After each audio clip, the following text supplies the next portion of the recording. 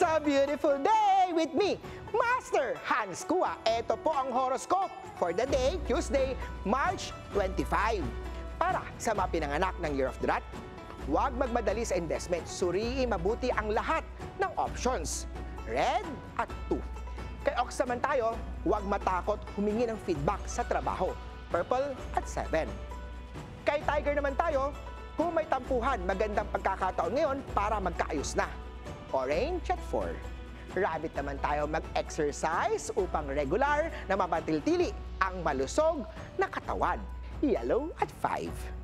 Kay Dragon naman, makakatulong ang teamwork sa pagkumpleto ng project. Pink at 1. Kay Snake naman tayo, kung single ka pa, posibleng makilala ang special someone sa isang event. Magpaganda ha, green at 9.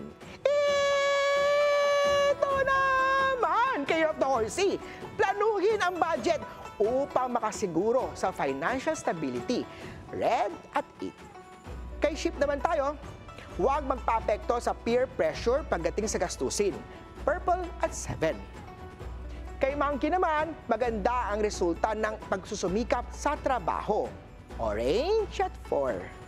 Kay Rooster naman, gumamit ng aromatherapy upang mabawasan ang stress. Yellow at 3. Kay Dog naman tayo, ang suporta ng partner ay magbibigay ng lakas ng loob.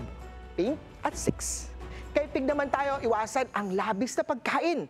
Green at 9. Ako po si Master Hans Kua. Paalala lang ha, ito po'y patnubay lamang. Ang tunay na swerte ay nagsisimula sa pagiging totoo. Abangan ang horoscope of the day dito lang po sa It's a Big